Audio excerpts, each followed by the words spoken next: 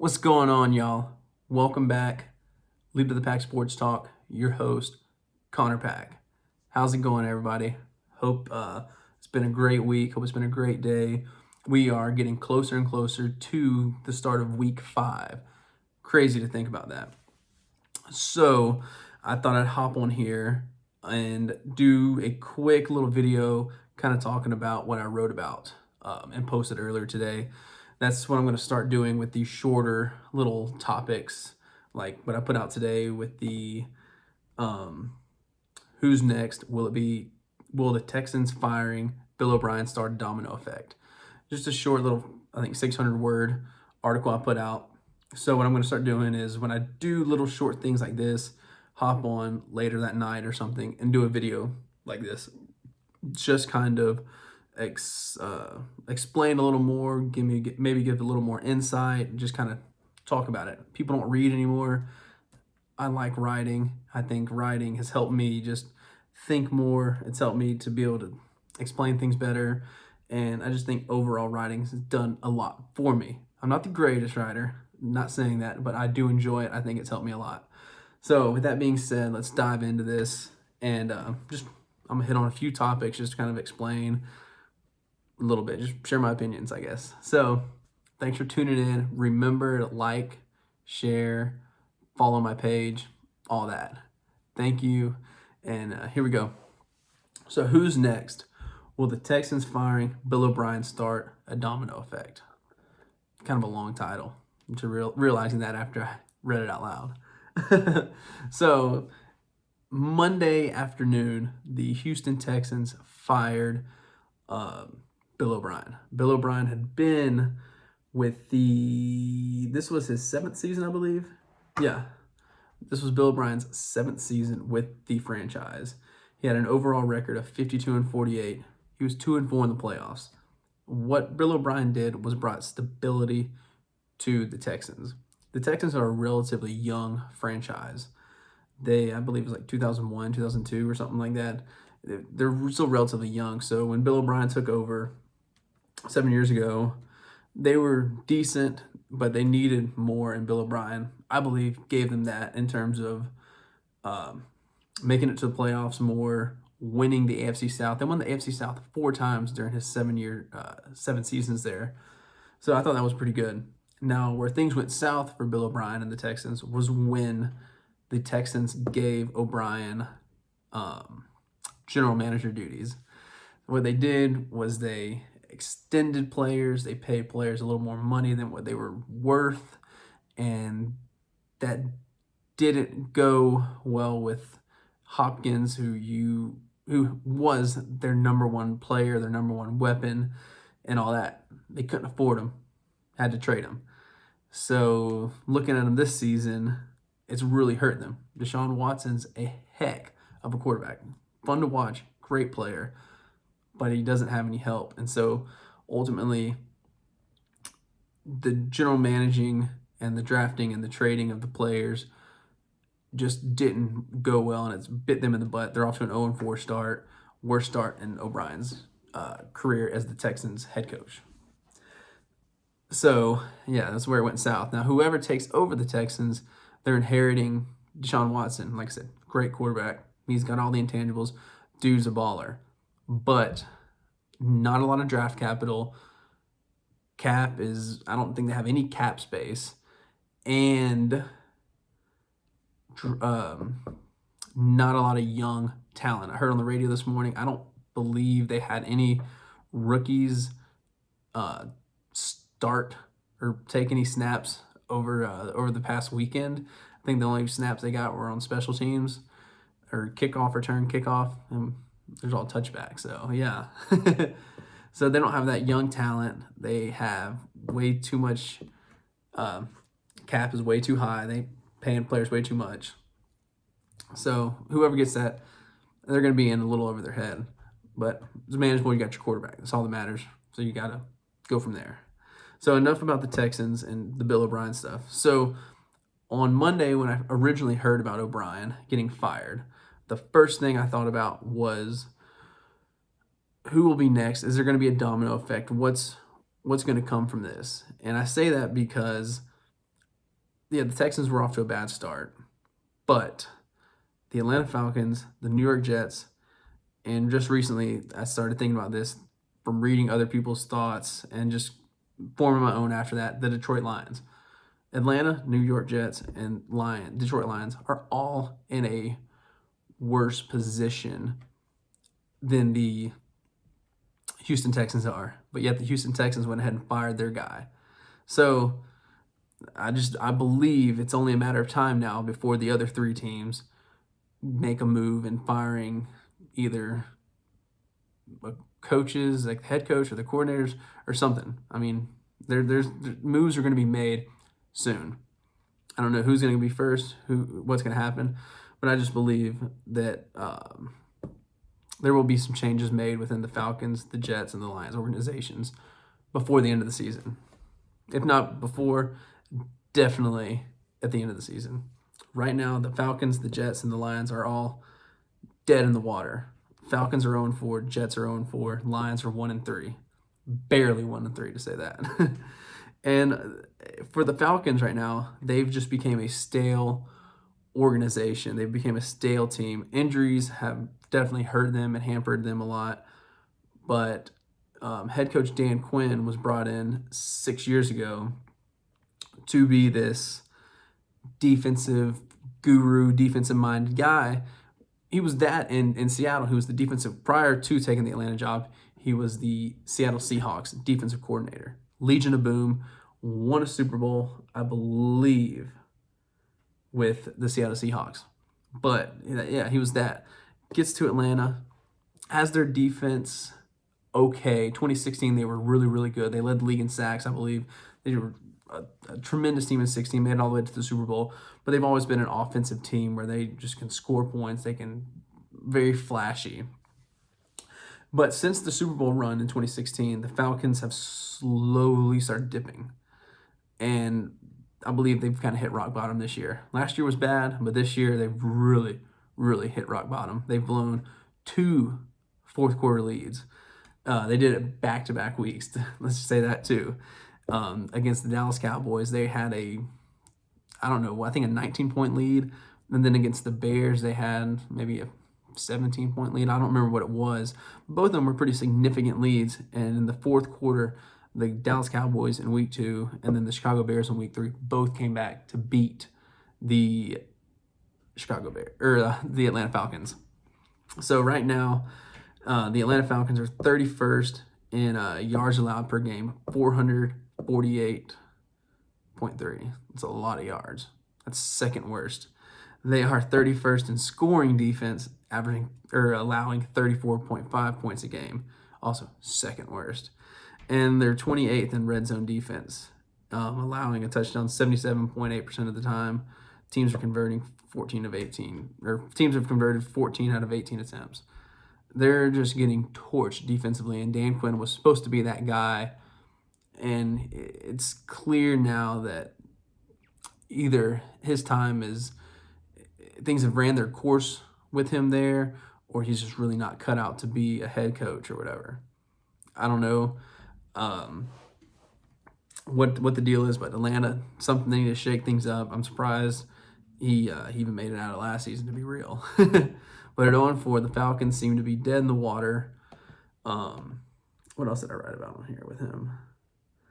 Yeah, just the blown leads. They're dead in the water. Things are stale, and I don't know where they go.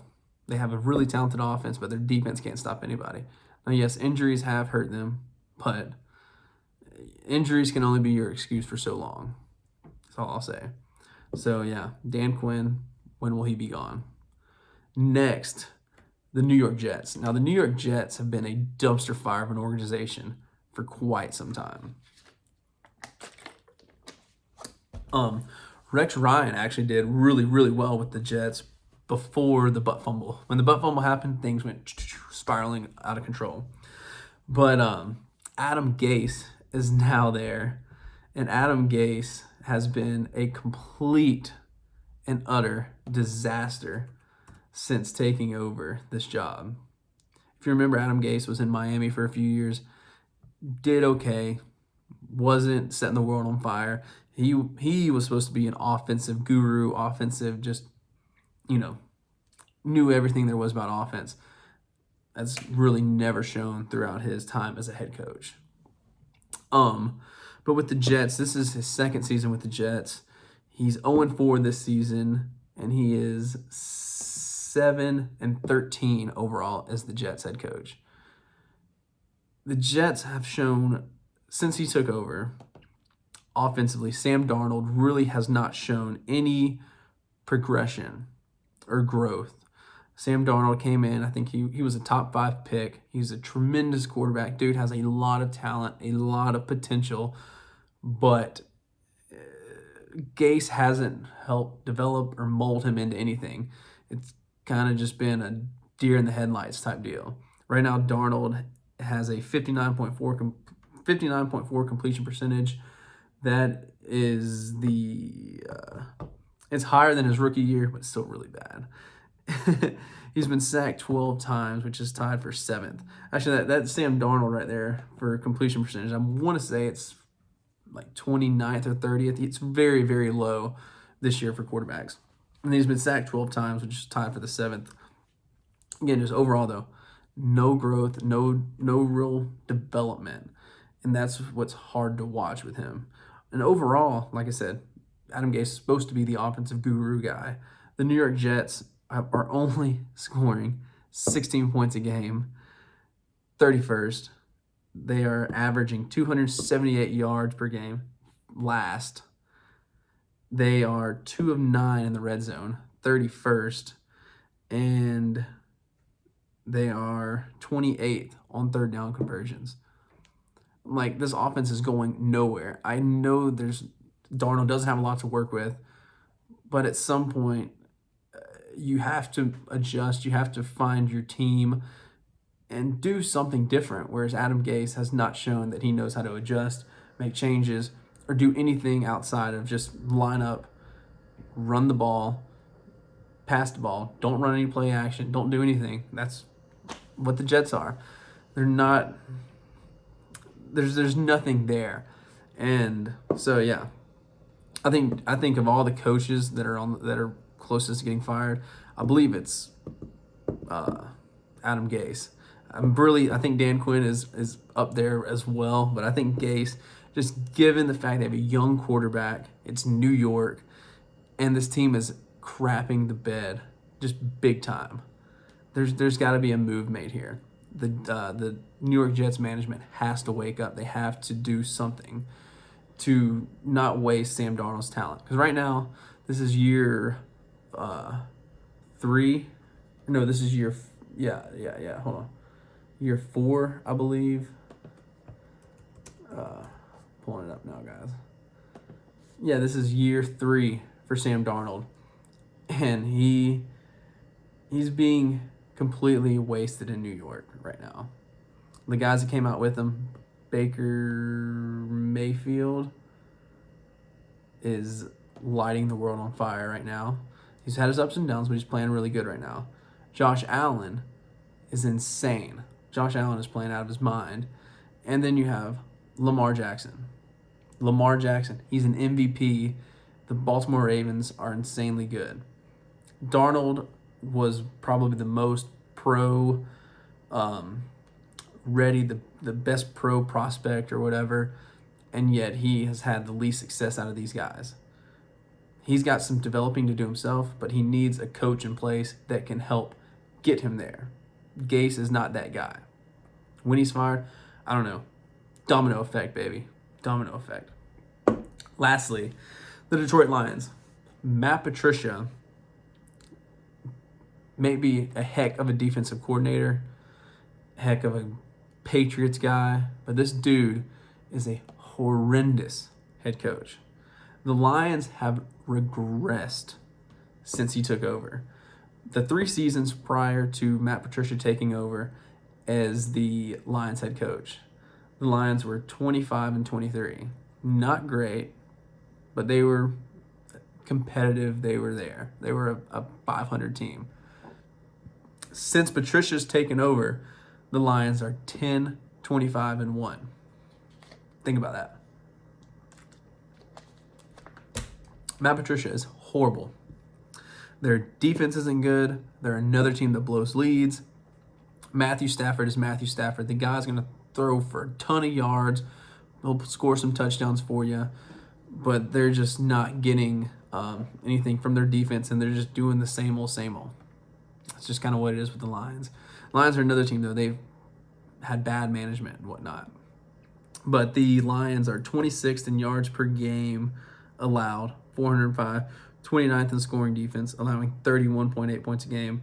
And they're the third worst rushing defense, allowing 170 yards per game. He was supposed to be a defensive guru, much like Dan Quinn, but it's not showing in Detroit for Matt Patricia. I don't know what's going to happen. Like I said, recently, the Matt Patricia thing is just a recent thing where I started kind of feeling that way after reading some stuff. But the Jets, I've been on the Jets pretty much since week 2, that I think Gase is done, needs to be out of there. They're wasting Sam Darnold. The Falcons, after these blown leads, first it happened in the Super Bowl, 28-3, no one can forget that. And now it's happening in the regular season. Changes need to be made at all 3 of these places, I believe. Their fans deserve more, and the players deserve more. I know the players might speak in support of their coaches, but it's clear to me, and this is just an opinion, not in the locker room, not in anything like that, that these teams aren't going anywhere. They're not, especially with the coaches they have there right now. Things are stale in Atlanta. The lack of growth and development in both New York and Detroit are evident. So, bringing it all full circle, Bill O'Brien getting fired was a bit surprising, just given the timing of it, and given they traded away some talent, and we knew that this would probably be a building year for the Texans. They'd be competitive, but nowhere near what they were the years prior. It was going to be a building year. So that's why it was a bit shocking that they pulled the trigger after 4 weeks. So where we go from here, not sure. But like I said, is there going to be a domino effect? Could there be a domino effect? If so, I believe the next domino will fall with either the Atlanta Falcons, New York Jets, or Detroit Lions. So there's my little spiel. Hopefully it was articulated well enough. I know I can kind of ramble on and get a little sidetracked and stuff. So hope you enjoyed. I plan on doing these after short pieces. I got something coming up later this week. Also, Friday, my first quarter takeaways. I'm going to dive into that. I'll give my top 5 teams, and then I'll hit on some other topics. And just if you follow me on Twitter, I might hit on a few small things I've talked about on Twitter. Tune into that. I'll have it up Friday. First quarter takeaways of the season, and we'll go from there. So thanks for tuning in. Again, Leader of the Pack Sports. Thank you. Remember, like, share, follow the page. Thank you. And, thank y'all. See ya.